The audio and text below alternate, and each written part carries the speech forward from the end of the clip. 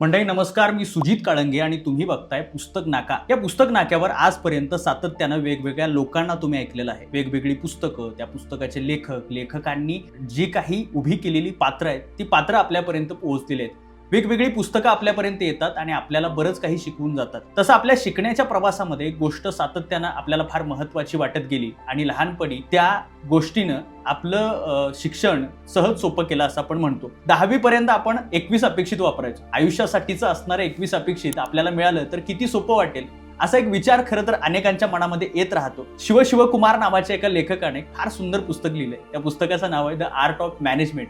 याच्यामध्ये जे पुस्तकाचा सगळा जो काही मजकूर आहे तो मजकूर आपल्यापर्यंत पोहोचल्यानंतर आपल्याला असं वाटतं की आपला व्यवसाय, आपलं आयुष्य आणि एकंदरीत आपली वाटचाल याच्यामध्ये हे पुस्तक 21 अपेक्षितासारखं काम करत राहतं, मार्गदर्शन करत राहतं. हे ते पुस्तक आहे द आर्ट ऑफ मॅनेजमेंट.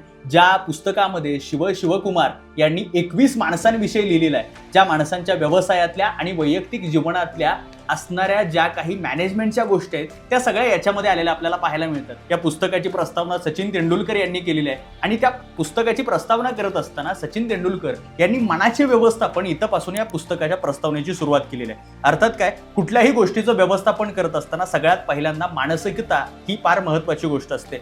ज्या माणसाला मानसिकतेचं तत्वज्ञान समजलं त्या माणसांना आपला व्यवसाय, आपलं वैयक्तिक आयुष्य आणि यशाची सगळी गणितं बांधता आली असा एक सर्वसाधारण नियम आहे. या नियमानुसार हे पुस्तक आपल्याला पुढे घेऊन जातं. त्यानंतर 21 माणसांना भेटवत राहतं, त्या 21 माणसांची क्षेत्र समजून सांगतं आणि त्या क्षेत्रामध्ये कार्यरत राहण्यासाठी व्यवस्थापनाचं जे काही मानसशास्त्र आहे ते आपल्याला या पुस्तकाच्या माध्यमातून पाहायला मिळतं. या पुस्तकाच्या शेवटापर्यंत आपण पोहोचतो आणि मग शेवटच्या पानावरती आपल्याला या पुस्तकाच्या माध्यमातून मिळालेली जी काही सगळी जमापुंजी आहे त्या जमापुंजीचं व्यवस्थापन कसं करायचं हे सगळं सुद्धा याच्यामध्ये मिळायला लागतं. आणि आता हे सगळ्यानंतर ज्यावेळी आपण ही 21 माणसं अनुभवतो त्याच्यानंतर काय होऊ शकतं याचा एक प्रतिक्रियांचा भाग म्हणून या पुस्तकाच्या शेवटी आपल्याला नक्की बघायला मिळेल.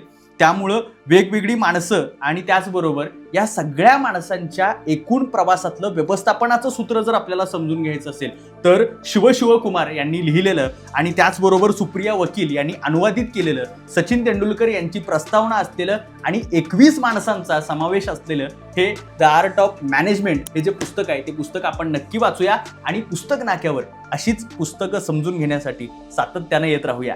धन्यवाद.